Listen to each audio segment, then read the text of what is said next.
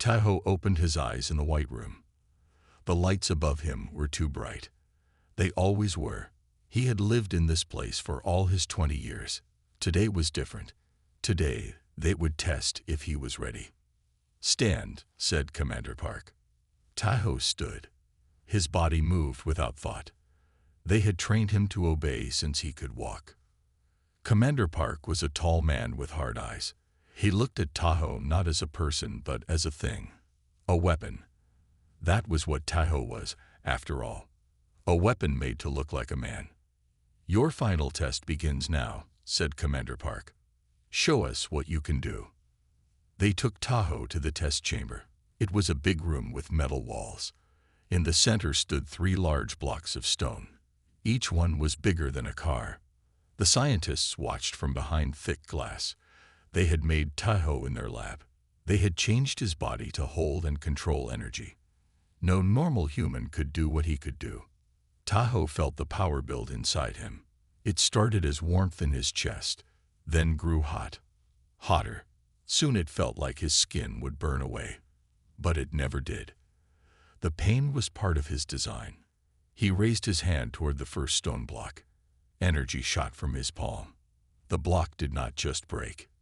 It turned to dust. The second block met the same fate. Then the third. "Excellent," said Commander Park through the speaker. "Your control has improved." Tahoe stood still, waiting for the next order. His heart beat fast, but his face showed nothing. They had taught him to hide his feelings too. "Tomorrow you deploy to the Voidborn colony on Nexus 7, Commander Park said. "You will destroy their main city. Millions of the enemy will die. The war will turn in our favor." Tahoe nodded. This was his purpose. This was why they made him. That night, alone in his room, Tahoe looked at his hands. Hands that could turn stone to dust. Hands that would soon turn a city to ash. Deep inside, in a place the scientists had tried to cut out of him, something felt wrong. A question he was not supposed to ask formed in his mind. Is this all I am? The thought scared him. But before he could push it away, another came. Is this all I could be? Tomorrow he would burn a city. That was certain. That was his design. But for the first time, Tahoe wondered if there might be something else he could do with the fire in his veins. Minji wiped sweat from her face as she finished healing a young girl's broken arm. The medical bay on Orbital Station 9 was always busy. Refugees from planets attacked by the Voidborn came every day. "Thank you, Doctor," the girl's mother said. Minji smiled. "Rest now. The bone will be strong again soon." As a medical officer, Minji could do what few others could. She not only used regular medicine, but could also use energy to heal. It was a rare gift. Her parents, both famous doctors, had taught her well. The station alarm rang. More wounded were coming. "All medical staff to the main bay," said a voice over the speakers. Minji ran down the long hallway. When she reached the main bay, she saw soldiers being carried in. Most had burn wounds. The Voidborn attack had been fierce. "Dr. Kim, we have a special case," said Captain Lee. He pointed to a separate room. "Military transport. Top secret." Minji entered the small room. On the bed was a young man with black hair. He was in restraints. His eyes were closed, and his breathing was slow. He had deep wounds on his chest and arms. "Who is he?" Minji asked. "His name is Tahoe. He is a special asset," said Captain Lee. "He was injured during training. Fix him enough for transport back to the base. Nothing more." Minji looked at the captain. There was something he was not telling her. "I need to know what happened to treat him properly," she said. "That is all you need to know," said Captain Lee. He left the room. Minji began to work on Tahoe's wounds. They were strange. It looked like energy had burned him from the inside out. As she placed her hands on his chest to start healing, something unexpected happened. A spark jumped between them. Suddenly, Minji saw images in her mind. She saw Tahoe in a white room. She saw him destroy huge stones with energy from his hands. She saw plans for him to burn an entire city. Minji pulled her hands away, gasping. This was no ordinary soldier. He was a weapon, a human turned into a tool for mass killing. Taho's eyes opened. They were dark and full of fear. "Who are you?" he whispered. Before Minji could answer, alarms began to sound again. Through the door window, she saw armed men in Federation security uniforms. They were checking each room. One officer spoke to Captain Lee, who pointed toward Taho's room. Minji heard the words unstable asset and terminate. She looked at Taho. He was not just a weapon. He was a person, and they were coming to kill him. In that moment, Minji made a choice that would change everything. Minji moved fast. The security team would reach them in minutes. "Can you walk?" she asked Taho. He tried to sit up, fighting against the drugs they had given him. "I think so." Minji swiped her medical badge on the control panel. The restraints clicked open. She helped Taho stand. "Why are you helping me?" he asked. "Because you are a person, not a weapon," she said, "and they are coming to kill you." Minji peeked out the door. The security team was checking rooms at the far end of the hallway. "We need to get to the lower docks," she whispered. "A supply ship leaves for the outer colonies in 10 minutes. They moved into the corridor. Minji supported Taho as they walked. To anyone watching, she was just a doctor helping a patient. "My badge will get us through most doors," she said, "but we need to hurry." They reached the elevator. Minji pressed her badge to the scanner. The doors opened. Inside, Taho leaned against the wall. His eyes were more alert now. "I saw inside your mind," Minji said.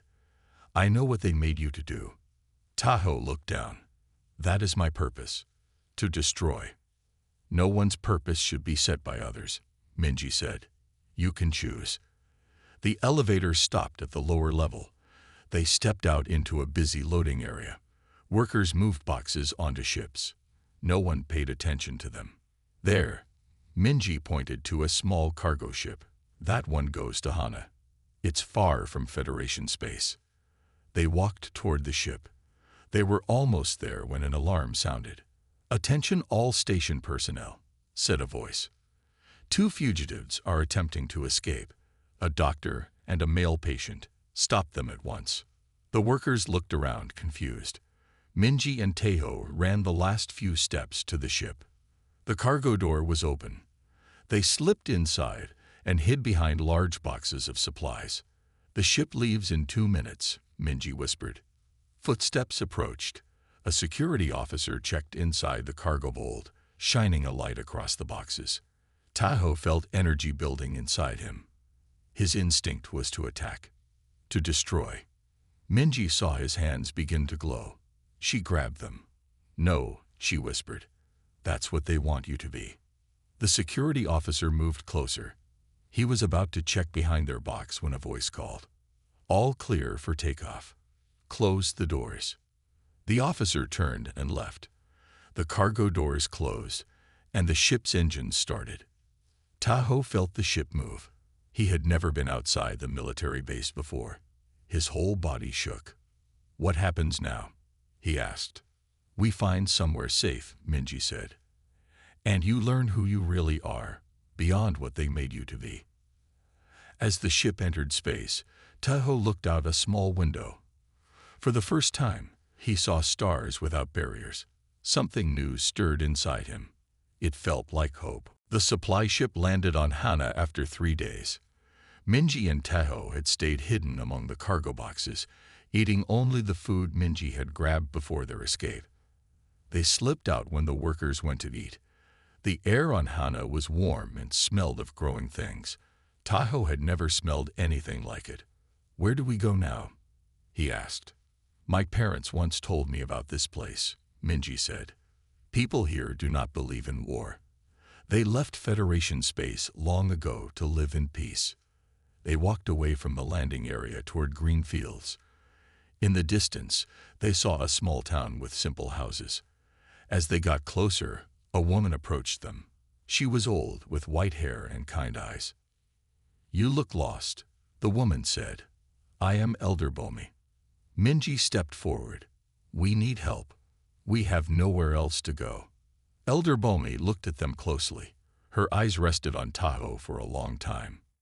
You carry great power in you, young man, she said, and great pain. Tahoe looked down. How did she know? We offer sanctuary to all who seek peace, Elder Bomi said. But I must ask, will you bring danger to our people? Minji spoke quickly. The Federation may look for us, but we will league if they come. Bomi nodded. Come with me. She led them to the town. People worked in gardens and fixed houses. Children played. No one wore uniforms. No one gave orders. You can stay in the empty house by the stream, Bomi said. In return, you will help with our work. The house was small but clean. It had 2 rooms, simple furniture, and a garden outside. I will work in your medical center, Minji offered. I am a doctor. Bomi smiled. Good. We need healers. She turned to Tahoe. And you? Tahoe stood still. What could he do? He only knew how to destroy. I do not know what I can do, he admitted. Everyone can learn to create, Bomi said. Rest today. Tomorrow you will begin. That night, Tahoe could not sleep. The quiet was strange after years of machines humming in the military base. He went outside and looked at the stars. Suddenly, anger rose in him like a wave. His hands began to glow. The urge to release energy, to burn, to destroy was strong. He fell to his knees, fighting against his own body. This was what he was made for. This was his purpose. Tayo. Minji came outside. She saw his glowing hands and the pain on his face. She knelt beside him and took his hands in hers. The energy stung her, but she did not let go. Focus on me, she said. You are more than what they made you to be. Slowly, the glow faded. Tahoe breathed deeply. What if I cannot change? He asked. What if this is all I am? Then we will find a way, Minji promised. Together. In the distance, a small light blinked in the night sky. A Federation probe scanning nearby systems. The search had begun. 3 months passed on Hana. Tahoe learned to work in the fields. His hands that once destroyed now planted seeds and pulled weeds. It was hard at first. His body wanted to release energy, not control it gently. Every evening, Minji worked with him. They sat by the stream behind their house. Focus on the leaf, she said, holding a dried leaf in her palm.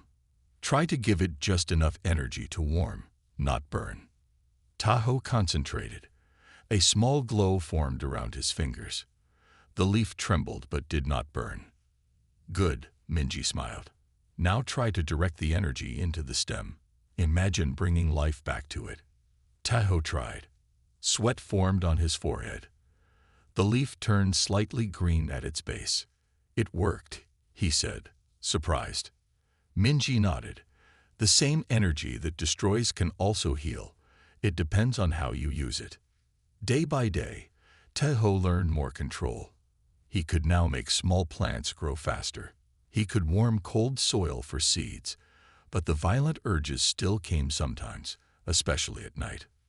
One morning, shouting woke them. People ran toward the mining area at the edge of town. There was a cave-in. Someone yelled. Many are trapped. Minji grabbed her medical bag. Come on. At the mine, dust filled the air. Workers dug with their hands, trying to reach those inside. We got 3 out, said a dirt-covered man. 5 more are trapped, including 2 children. Minji checked the injured. 1 woman had a broken leg. A man had cuts and bruises. The third, a young girl, was barely breathing. Her lungs are damaged from the dust, Minji said. She tried her healing energy, but the girl's breathing got worse. We need to get her to the medical center, someone said. There is no time. Minji shook her head. She looked at Tahoe. You could help her. Tahoe stepped back. I might hurt her. You can control it now, Minji said. This is your chance to save, not destroy. Tahoe knelt beside the girl. He placed his hands above her chest. Everyone watched, afraid. He closed his eyes and focused. Energy flowed from his hands, gentle and warm. He thought of the leaf turning green again, of seeds sprouting, of life returning. Pain shot through his body. His training fought against what he was doing. Using his power this way hurt him. The girl coughed. Her eyes opened. It worked, Minji whispered. Tahoe felt something new inside him. Pride. Not in destroying, but in saving. That night, Tahoe and Minji sat by the stream again. The stars shone bright above them. Today you became who you were meant to be, Minji said, not what they made you. Tahoe looked at his hands. I never knew I could create life instead of taking it. Minji took his hand in hers. That is the true power of humanity, to choose healing over harm. When Tahoe looked at her, their eyes met in a new way. The connection between them had grown into something more, something neither had expected. As they leaned toward each other, a bright light flashed in the sky. A Federation ship entering orbit. They had been found. The Federation ship did not land in the town. Instead, it crashed in the hills nearby. Black smoke rose into the morning sky. We should help, Minji said, grabbing her medical bag. Tahoe hesitated. It could be dangerous. They might be looking for us. People could be hurt, Minji said. We cannot turn away. They joined others from the town who were already heading toward the crash. When they arrived, they saw a small scout ship. Its side was torn open. The front was crushed. Check for survivors, Elder Bomi ordered. Tahoe and Minji approached the ship carefully. Inside, they found 3 crew members. 2 were dead. 1 was alive but badly hurt. He needs help, Minji said, examining the man. Multiple broken bones and internal bleeding. They carried him back to the town medical center. As Minji cleaned his wounds, she saw his uniform. He was a Federation lieutenant. The man opened his eyes. When he saw Tahoe, he tried to move away.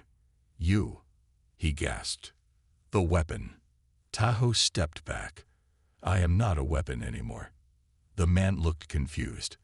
My name is Lieutenant Daein, he said. I lost my family to the Voidborn. You were our hope for victory. There are better ways to end wars than more killing, Minji said as she wrapped his wounds. Daein shook his head. You do not understand. The Voidborn destroyed whole planets. They killed millions. And how many would die if I burned their cities? Tahoe asked. Would that bring your family back? Daein had no answer. Days passed. Daein grew stronger. He watched Tahoe working in the gardens, helping others, using his power to heal small injuries. I do not understand, Daein said to Minji one day. He was created to be the perfect weapon. How did you change him? I did not change him, Minji said. I showed him he could choose a different path. One evening, Daein joined them by the stream. I need to tell you something, he said. His face was serious. I was not sent to find you. It was chance that we crashed here. Then why were you in this system? Tahoe asked. The Federation has made more like you, Daein said. But the new ones are different. They have no emotions at all, no capacity for choice. Tahoe felt cold fear. What will they do with them? They plan to attack the Voidborn homeworld, Daein said. Not just a city, but the entire planet. Billions will die. That would start a final war, Minji said. Both sides would fight until no one is left. Tahoe stood up. We have to stop them. How? Daein asked. The Federation will not listen. The new weapons might, Tahoe said. If I can reach them, show them what I have learned. It would be suicide to go back, Minji said. It will be the end of everything if I do not try, Tahoe replied. That night, they made their plan. They would use Daein's codes to access the military facility where the new weapons were kept. As Tahoe looked at the stars, he knew this might be his last night of peace, but for the first time in his life, He was making his own choice. He was no longer a weapon. He was a healer. And he would fight for life, not death. Daehyun fixed the crashed scout ship. It took 2 weeks of hard work. The people of Hana helped, even though they knew what it meant. Taeho would leave them to face danger. The ship can fly, but it is not pretty, Daehyun said as they loaded supplies. Minji packed medical supplies. I am coming with you, she told Taeho. It is too dangerous, Taeho argued. You need me, she said simply. The new weapons will not listen to you alone. They left at dawn. Elder Bomi gave them small pouches of seeds. To remind you what you are fighting for, she said. Life, not death.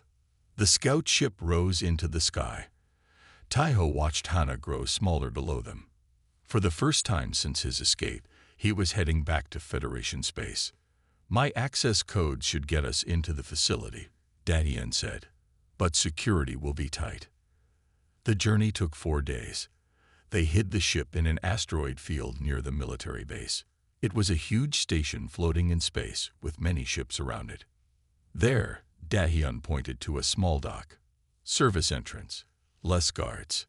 They docked without being seen. Daehyun used his code to open the door. They entered the cold metal halls of the base. This way, Daehyun whispered, leading them through service tunnels. They reached a viewing area above a large room. Below, Taeho saw 5 people in white clothes. They stood perfectly still. Their faces showed no emotion. The new weapons, Daehyun whispered. Taeho felt sick. They looked like him, but empty inside. We need to get down there, Taeho said. They found a service ladder. At the bottom, they opened a door to the training room. The 5 weapons turned to look at them. Their eyes were blank. I am like you, Taeho said, stepping forward. But I found another way. Suddenly, the main door opened. Commander Park walked in with armed guards. Weapon T1, he said coldly. You have returned, and you brought the doctor who stole you. Guards surrounded them. Daehyun tried to fight but was quickly overpowered. I am disappointed, Commander Park said to Taeho. You had so much potential. I found my true potential, Taeho said. Not as a weapon, but as a healer. Commander Park laughed. A weapon that heals. What a waste. He turned to the guards. Take him for recalibration. Execute the doctor. No. Taeho raised his hands, ready to fight. A guard pressed a device against his neck. Pain shot through his body. His power would not come. A neural blocker, Commander Park explained. We designed it after you escaped. They dragged Taeho away. The last thing he saw was Minji being pushed in another direction, Daehyun unconscious on the floor. They took Taeho to a white room. Scientists attached machines to his head. Pain filled his mind as they tried to erase his memories. Begin recalibration, the scientists said. Images flashed in Taeho's mind. Destruction, fire, death. They were trying to make him a weapon again. But deep inside, Taeho held on to one thought, one feeling. The memory of a small green leaf coming back to life in his hands. Pain filled Taeho's mind. For 3 days, the scientists tried to erase who he had become. They showed him images of destruction. They told him his purpose was to burn cities. They tried to make him forget Minji, Hana, and healing. The reconditioning is not working, a scientist said. His neural pathways have changed too much. Commander Park looked angry, increased the intensity. The machines hummed louder. Taeho screamed as the pain grew worse. Sir, a young scientist said, his mind is fighting the process. I have never seen this before. He has been contaminated by emotions, Commander Park said, by that doctor. Deep in his mind, Taeho held on to memories. The feel of soil in his hands. The children of Hana playing. The small green leaf. Minji's smile. Suddenly, alarms blared. We are under attack, someone shouted. The scientists ran from the room, leaving Taeho strapped to the table. Through the window, he saw ships in the distance. They had strange shapes. Voidborn, a voice yelled in the hallway. The Voidborn had found the military base. They knew about the weapons that would destroy their homeworld. The facility shook as explosions hit it. Smoke filled the hallways. The lights flickered. Tahoe pulled against his restraints, but they would not break. The neural blocker at his neck still blocked his power. The door opened. Daehyun stumbled in, his face bruised. "I got away when the attack started," he said, freeing Tahoe. "We need to find Minji." They ran through the burning hallways. Soldiers fought against boarding Voidborn. Both sides were killing each other. "The detention level," Daehyun said. "This way." They found Minji in a cell. She was weak but alive. "Tahoe," she whispered, "did they change you back?" "No," he said. "I remembered what you taught me." Another explosion rocked the station. The neural blocker on Tahoe's neck broke. Energy flooded back into his body. He felt its familiar burn. "Commander Park is sending the other weapons to the launch bay," Daehyun said. "They will attack the Voidborn ships, then head to their homeworld." "We have to stop them," Minji said. They reached the command center. Inside, Commander Park was giving orders. The 5 weapons stood ready, their faces empty. "Launch in 2 minutes," an officer said. "Stop," Tahoe shouted. Commander Park turned. "Weapon T1. How convenient. You can join the attack." "I will not destroy for you," Tahoe said. "And neither will they." "They have no choice," Commander Park laughed. "Unlike you, they have no emotions to corrupt them." Tahoe looked at the 5 weapons. They stared back, empty. "There is always a choice," Tahoe said. He reached out with his mind.